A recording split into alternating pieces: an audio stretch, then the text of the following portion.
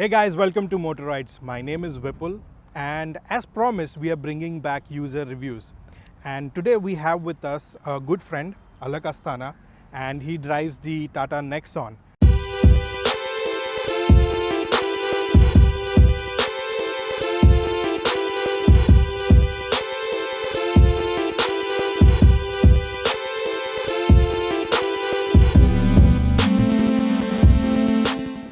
So we're going to ask him a few questions about the car and how his experience has been so far.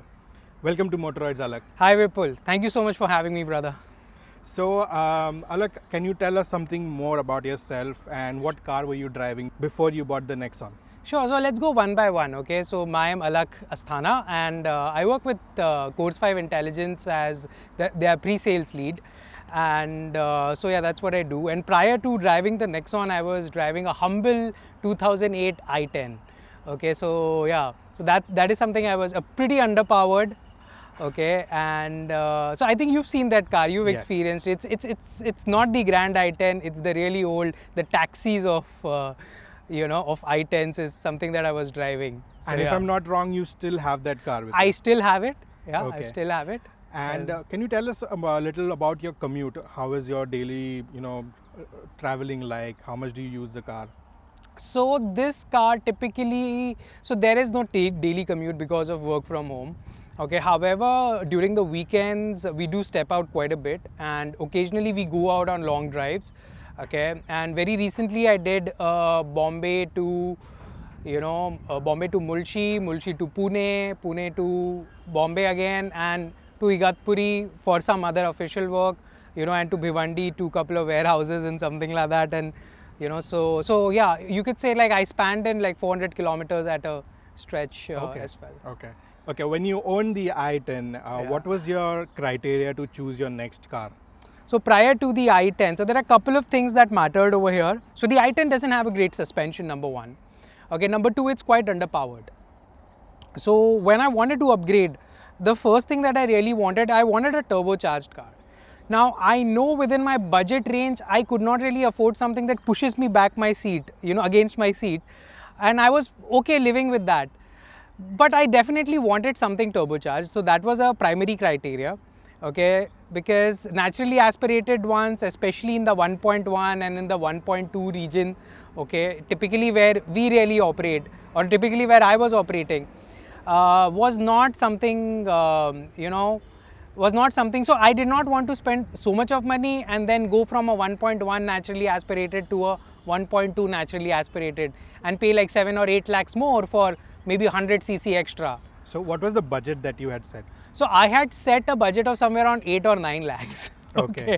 Now don't ask me how I reached, to all the way till 11 lakhs. So that's that's the on-road value of this particular car when I bought it.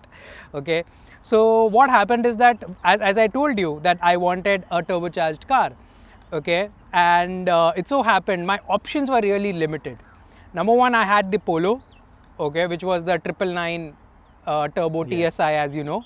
Okay, the second one that we had, or the option that I had, was the Grand i10 Neos.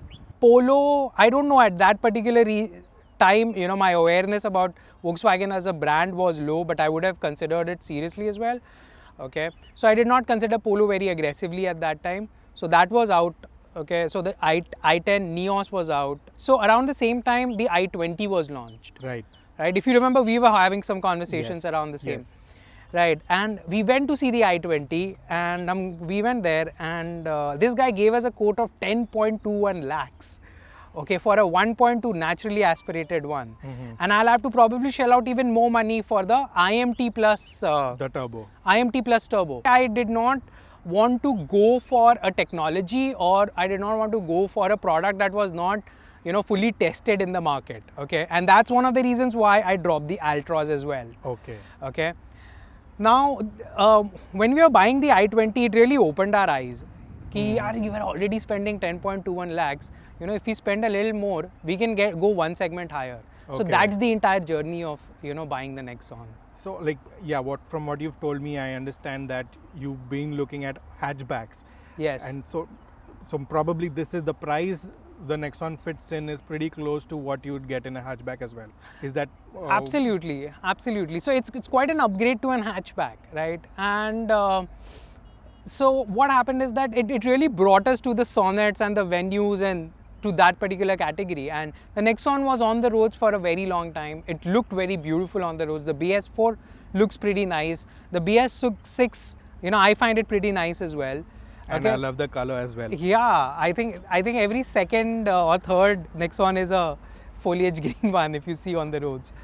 So in terms of Hyundai, you also had the option of the Venue or Kia's Sonet, right? Which are SUVs and competitors of the Nexon. What would you say, made you choose the Nexon per se? So let's take it one by one. So let's talk about the Venue first, okay?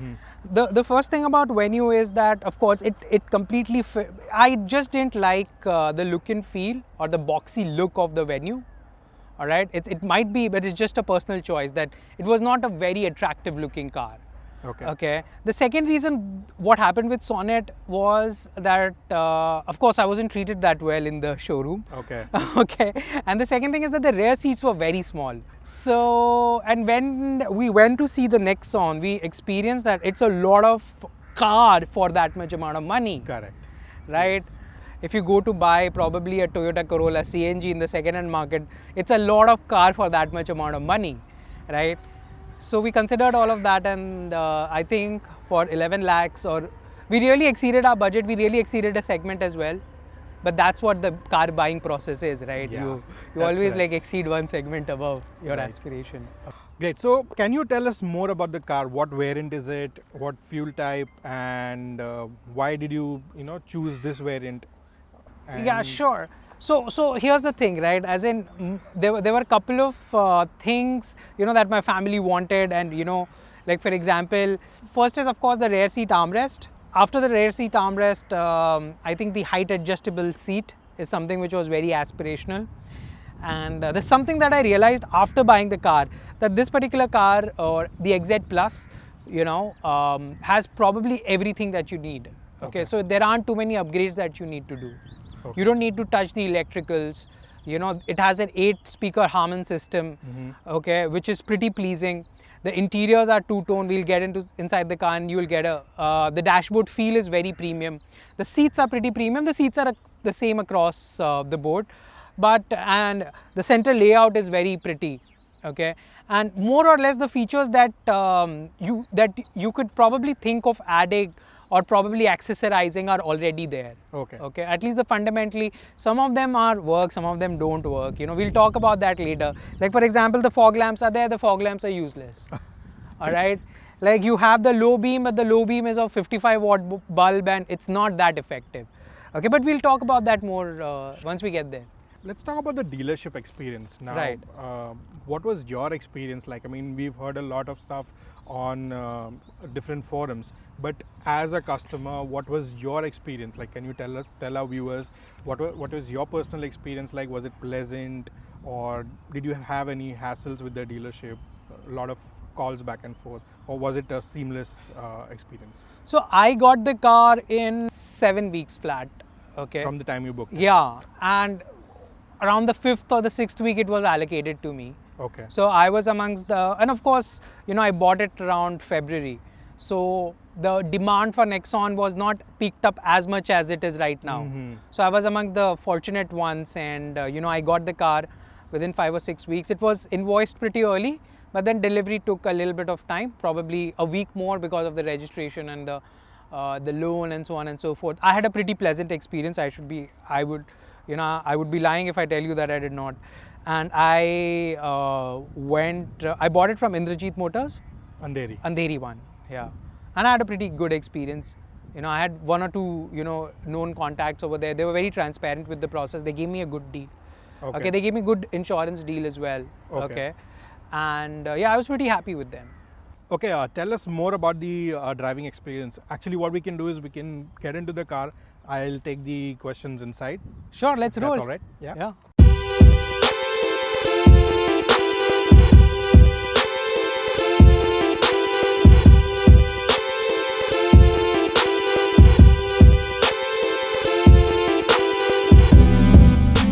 So Alakh, now that we are in the car, what is in terms of the interior, what is it that you like the most about the car?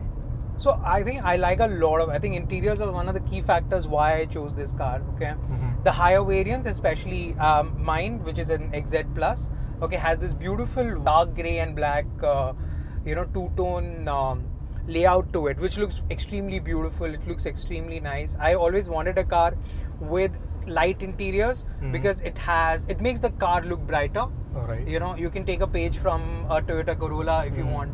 Wherein on the other hand a Cruise will have very dark interiors, right? That's number one. Number two, the interiors are by themselves very premium. Okay, the look, the feel, the plastic quality, okay, and the layout, especially the design philosophy, is pretty nice. Okay, it looks very beautiful. The build quality of the seats is very nice. The ergonomics, the back support, okay, even though if a lot of times if you put aftermarket seats in the car, usually they use a 13mm foam, so the 13 plus 13, which is 26, that kind of ruins the ergonomics. But the stock seat covers, and if you have very light foam, or even if you can use the car without seat covers, okay, it's extremely comfortable. Okay, it's extremely nice. I've been on plenty long drives. Okay, I know that must have been a forthcoming question, but I've been on plenty long drives, and there was this one day I went to Igatpuri and I came back home and I went for a dancing social and I wasn't tired at all. Okay. So like, what is the longest drive that you have had? Approximately 400 kilometers. Okay, nothing, and with a little bit of off-roading. Okay, I went to Mulchi, so there were like ample bad roads for me to test the suspension of the car. Okay, from there till Pune, and clubbed along with a warehouse visit to Igatpuri. So that's like okay. Yeah. Overall, I believe you would have had a mixed driving experience on the highway as well as in the city. So in terms of city driving, how is it in bumper to bumper traffic? So I would like to answer the question by talking about the feature of this car. That kind of enhances your entire driving experience, and which is basically the three driving modes that they've given. Okay, which is by definition, which is more or less that kind of plays around with the ECU, plays around with the air fuel mixture, and gives you power outlet for the appropriate driving condition. Okay, so whenever I'm in back-to-back traffic, okay, I use the economy mode because I don't really need power at all. Okay, I want the engine to not run very rich. Okay, if I'm on the ghats and if I am on an uphill, I usually put the car in the sports mode. Okay. Because if I have people with me and luggage and I want it to be a pleasurable drive, then sports mode really comes to the rescue. Right. Okay. Now, on the contrary, or vice versa, if I'm on a downhill, then in that case I put the car again in economy mode, and that also improves the safety factor of the car, because you want less power for more efficient turns. Right, which is not really the case in similarly stacked cars. This particular feature really comes to the rescue. Right. On the other hand, since I stay at Vashi, the roads, as you know, are pretty nice, and there are at times during the highways, you require some boost of a power or something like that. Then in that case, the city mode really comes into the picture. So you can really play around with but you can really customize the three driving modes, to aid your driving pleasure based on your driving terrain and driving needs. Right. And I think this feature, it itself typically costs somewhere around 20,000-30,000 rupees, if I'm not mistaken. Like if you and of course it's not available in petrol cars. It's more popular in diesel cars. You have those those piggyback ECUs and so on and so forth. Yeah. Anyway, that's a discussion for a different day. But yeah. Since you mentioned safety, now the Nexon has a 5-star safety rating, and the car is really has a solid build. Do you think the weight that it has somehow affects the performance? Well, it's like here's the thing, right? As in, कुछ चाहने के लिए कुछ खोना पड़ता है, right? Like if you want growth, you have to deal with inflation. If you want, right? If you don't want growth, or if you don't want inflation, then you have to deal with unemployment. So what's the sweet spot? All right, but I think so. To answer your question, it's a heavy car. It's a 1,275 kilos car. This particular variant. Okay, and at times it does feel underpowered, but it's a 1200cc engine. Okay, in the sports modes, like for example, it won't really push you back onto your seat. Okay, it won't give you that kind of power, but it's a heavy car, and yeah, there may be a little bit of lag in performance, but if you switch it to sports mode, then in that case that kind of compensates for it. Okay. Yeah.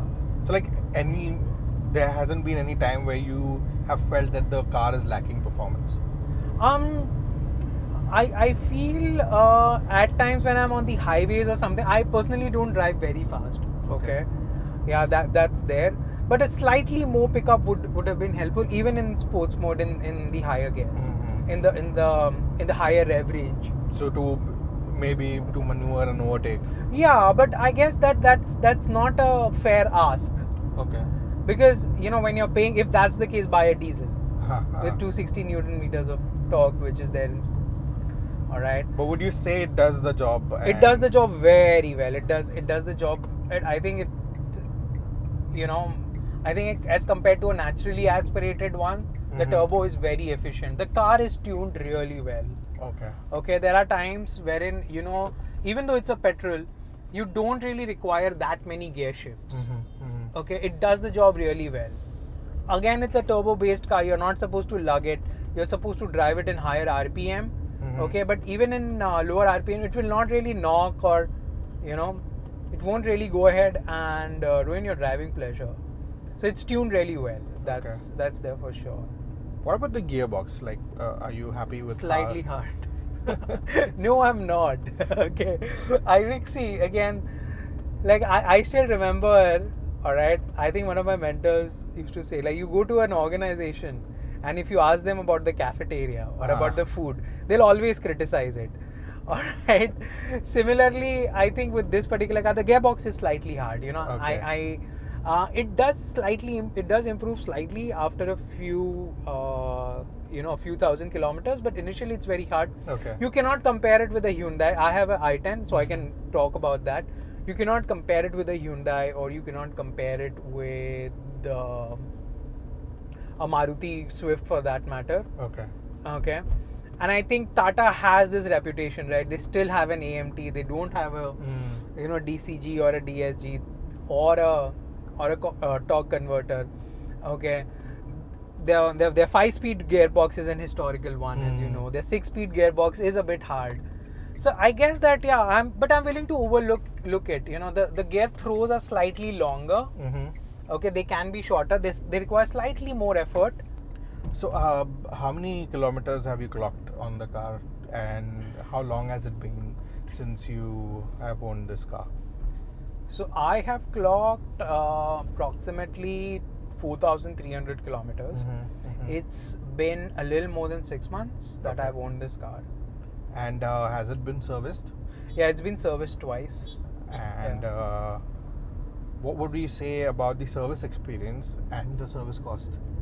So the service cost was zero on both the occasions. Did you have first and the second service? Some service package or something? I do have a package, but okay, let's take it one by one. Okay, so let's talk about the service experience, then we'll talk about the package. Sure. And let's talk about the Tata part and the service part. Okay. Right. So let's talk about the service part of it. Okay. So the service part of it was a mixed experience in the sense. Okay. Mixed in the sense that, of course, you are at the mercy of the service advisors at the end of the day. Right. And so they will try and procrastinate. Sir, aaj nahi kal kara lo. Sir, next service mein dekh lenge. This is not a big deal. This, that, and so on and so forth. A lot of owners keep complaining about on the left hand side, on the B pillar, if I'm not mistaken, but on your seat belt on the left hand side, there is a constant clicking noise that comes. Okay. And ideally, I personally feel that Tata should have issued a recall or issued a mass recall or fixed that issue or replaced that particular component.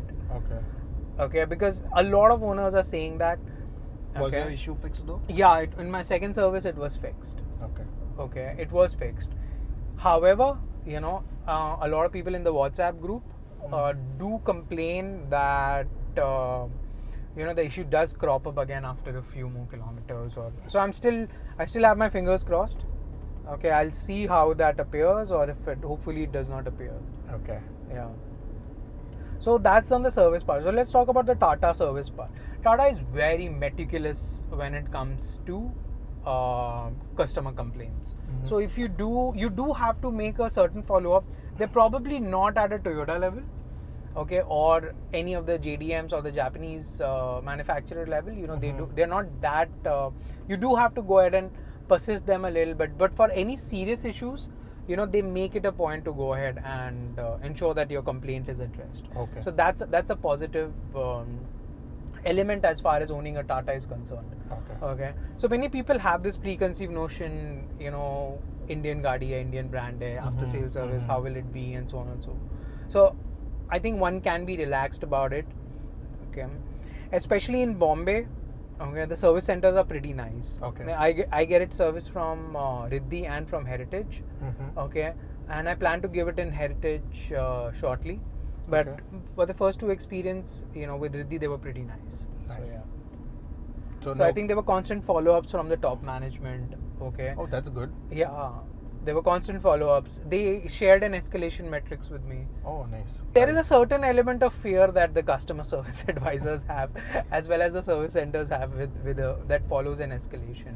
Okay. And if it is a genuine issue, okay, yeah, the technical team does step in. I've heard about a few instances where there were major issues and the technical team ensured that all of it was replaced and it was fixed. So there are quite a few packages that very customer focused packages that Tata offers. Okay, one of which is a very popular one known as the P2V, the Promise to Protect one. Okay. Wherein for the coming 5 years, okay, they will go ahead and replace all wear out items. Okay, something items that are prone to wear and tear.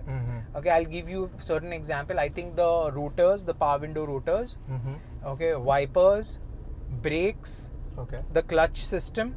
Okay, I think the clutch system has by brake you mean the brake pads? The brake pads, sorry, yeah. Okay, and the cylinders, and the labor is also included in that. Okay. Okay. And yeah, so most of it is what they cover. Okay, the clutch, the entire system.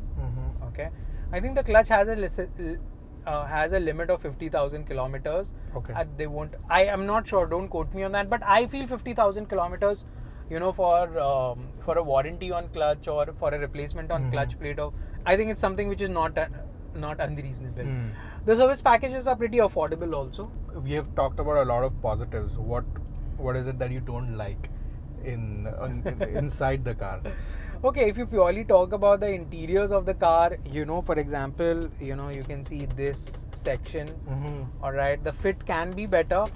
I don't have any complaints as far as from noise from the dashboards, but I've heard of a few people who get that, who've complained of that. You see the gaps are slightly larger. Okay, we've already spoken about the seat belt issue. Yeah. Right. And a couple of times there are a few niggling noises here and there. The fit and finish can be better, but it's not a major, it's not a major concern. Like for example, the seat belt was personally a major concern for me. Okay, but now it's fixed. I don't know if it's temporary or permanent, but yeah, it's fixed for now. Okay. And it's pretty sturdy internally, but again, getting back to what I don't like, I think these are the 2 or the 3 things that I don't really like about the interiors as such. Yeah. Okay. Again, the things that I like about the car massively outweigh the things that I don't like about the car. So I can safely say that you're happy with the purchase. So yeah, Vipul, I am quite happy with the purchase. Okay. It's a lot of car again for the money that you pay. Okay. It's a lot of car. Okay. It's a well designed product. Okay. You don't and again, as they say, right, as in the Tata's philosophy, which I feel is that perfection is the enemy of good. Okay. So they constantly improve along the way. Right. Okay.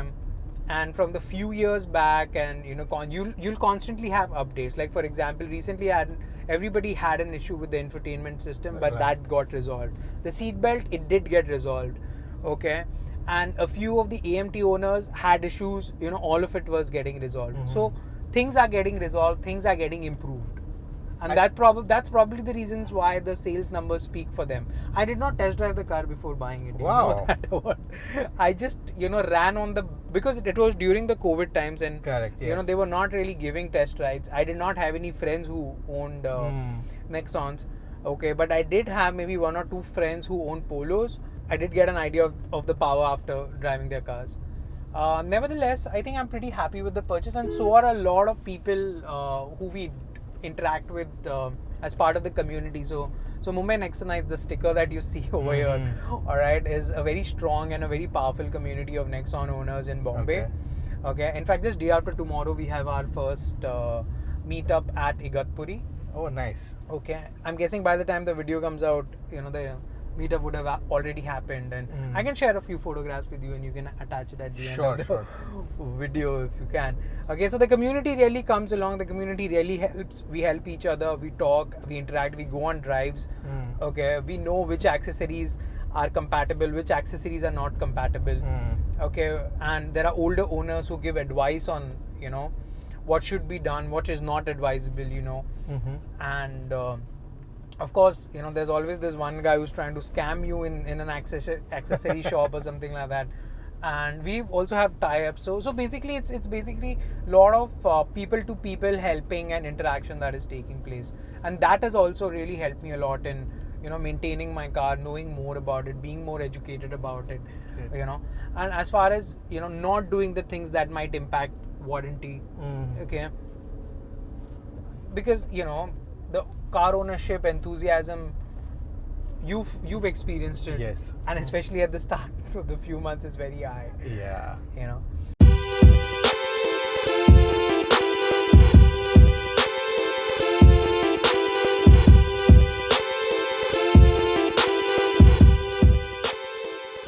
Thanks for the drive, Alakh. Thank you so much. So, just a few questions before we end the video. Can you tell us what do you like most about the Nexon, and what are some things that you feel that should have been different or Tata should improve on? Okay, so there are a couple of things, right? As in the things that I like about the Nexon far outweigh the things that I kind of don't like about the Nexon. Okay, so I'll just talk about the things that I like. The tires, one of the largest tires in this particular segment. Okay, right. The 21560. Okay, and I think something related to the tires is the handling, the quality of the suspension, okay, the way it cruises across the highway. You feel really safe. Slightly underpowered, okay, but it's okay. I guess it's a choice that you make. It's a 1.2 turbocharged. It's the same engine as in the Tiago with the turbo, okay, and slightly underpowered, but of course, if you have the money, go for the diesel, okay. So that is, again, getting back, I really like the handling, I really like the suspension, I really like the tires, and the whole overall feel of the car. I really like the music system a lot. Okay. Most of the times we play through YouTube, so you don't really come to know about how good the music system is. But if you play lossless audio tracks, the FLAC ones, you come to know how the depth of every range, you can really experience it very nicely. So I would recommend all Nexon owners to play FLAC files if ever you get a chance. Okay. The two-tone interiors are very beautiful. Okay, so these are the most of the things I think. Mostly I like the car. Okay, somehow they've managed the rear seat comfort and the 340 liters. I don't know, dude. It's pretty large, the boot space. Okay, so these are the 6 or 7 things that I really like about the car. What could have been better? Okay, so a major thing that could have been better are the lights, especially the low beam. The projectors don't really do their work. Okay. It comes with the 55 watt 87 halogen bulbs, okay, and the low beam are not effective at all, especially for a car that is turbocharged. You need quick decision making, okay. You cannot really rely on these at times. Okay? Has there been any incident where you have felt that the lights have been inadequate while I feel it all the time. Okay. So I'll talk about the light setup as well. Okay, so a lot of owners are upgrading it to 80 watts. I've upgraded it to 55 watts, but to a higher quality one, which is an additional investment. But I guess they can do a better job on the lights. Okay, the high beam is still okay. All right. The fog lamps do not do their job at all. It's a 19 watt, I don't know, it's an H4 19 watt if I'm not mistaken. There is corner assist, but you don't really feel the corner assist or you can't really see the corner assist at all. Okay. When you switch on the fog lamps, you don't really feel that at all. A lot of folks whose warranty has kind of passed away after 2 years and who've not really taken extended warranty are installing HIDs into their fog lamps. But I guess if you are giving a feature, at least it should work to 50% of its potential. But the fog lamps are, you know, they That just bad, huh? yeah, I think we can always go for a ride, and you know, I think it's not just me. I guess everybody's got this similar opinion. You can probably see like 1 or 2 centimeters within your depth of view, or not. To be honest, I think I'm just overcompensating for what I said. So I guess it's okay. Couple of niggling issues. I feel that Tata is still learning the ropes. I think we've already discussed that in the car. Okay, about the fit and finish. So I Yes. think that is something that you know, that can be improved. Okay, especially the seat belt and the B pillar, the noise that comes around the. So I guess these are the 2 things that I kind of don't really like about the car. All right. The most important question, I think, would you recommend this car to your friends or family or people who are looking to buy the Nexon? I guess if you can, you know, here's the thing, right? If you can afford a diesel, if you can afford an EV, go for it. Okay, it's a 1,275 kilos car. Right. On a engine that sits on 1.2 liter. Okay, so at times you may find it slightly underpowered. The sports mode or the economy mode, you know, they do their work, but yeah, it's a great car. I think minus whatever we just discussed about, you know, I think it's a great car. It's highly recommended, and in that price range, I think it's one of the best that you can buy. Okay. One final question. How has your overall experience been so far? And like, how satisfied are you with the purchase? It's like, would you like, whenever there's a new car that comes up, like, and would you jump to upgrade, or will you still like to stick with the Nexon? I would still, so I don't know if I'm a motorhead or not, but you know, I don't mind spending time in service garages and all that stuff, sitting in the waiting lawn, seeing your car get repaired. Okay, but you don't expect the finish or the reliability of a Hyundai or a Honda City or something like that. Okay, occasionally you will hear a squeak around here and there, and be ready for at least a few trips to the service center. Okay. If you can exclude that, which I personally don't mind, all right, but if you can exclude that, you know, I think it's a great car. All right. Thank you so much for your honest opinions and thoughts, Thank you Alakh. so much. And thank you for sparing your time on a Monday, busy Monday. Like you've taken time off work and come to, you know, do this review with us. Thank you so Yeah, much. let my boss see this video. Okay, let's see what he says about that. I hope you don't get into trouble. No, man. Cheers, man. It's okay. All right. Well, thank you so much, guys, for watching the video. And if this video was useful to you and you found value in the video, do hit the like button and subscribe to Motoroids for all automotive content. Also, do not forget to use Motoroids in your searches for automotive content so that you find our videos. Thank you so much once again. This is Vipul signing off. We'll see you in the next video. Until then, rev hard, rev free, and drive safe.